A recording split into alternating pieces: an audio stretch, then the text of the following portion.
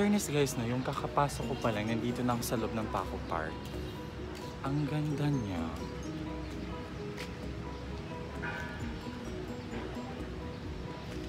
Iba siya sa mga usual na plaza kasi sementeryo ata, hindi ko pa alam yung history. Pero nice, tingnan natin yung ibang sulat.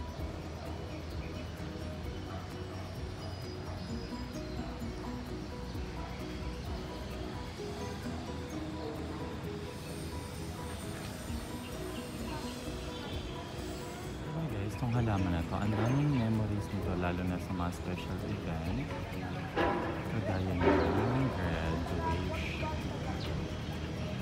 Ang ganda lang.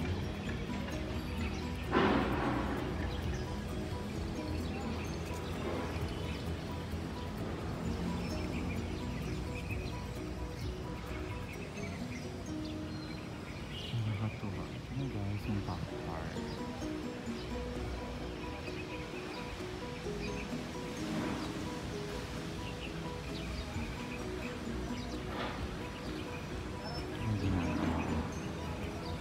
Alam nyo guys, nakakatawa kasi tong park pala na to is malapit siya sa place ng medical namin dati sa Burger King. It's nice. Kaloka.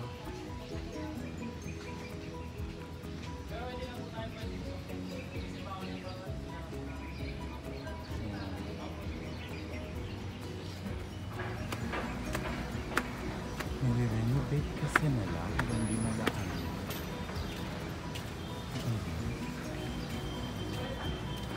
Ganito naman ba pala? Sa tuwing pumupunta ako ng park, nire-renovate.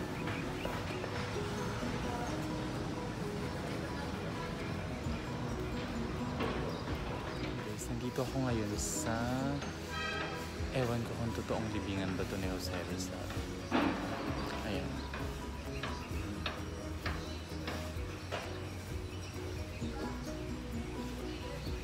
Ito nga ba talaga? You know what guys, maliit lang naman pala yung Paco Park pero maganda tong park na to as is.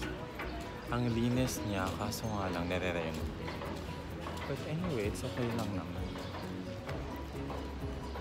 Dati ko pa palang alam ito. Hindi ko alam malapit lang pala ito kung saan ako nag-medical.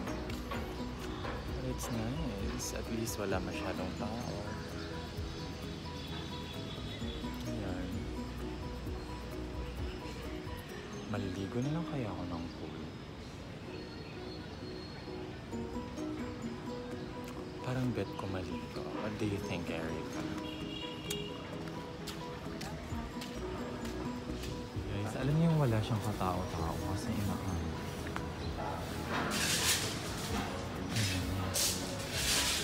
Nire-renovate natin nila yung taas. I mean actually hindi yung taas, yung buong park talaga.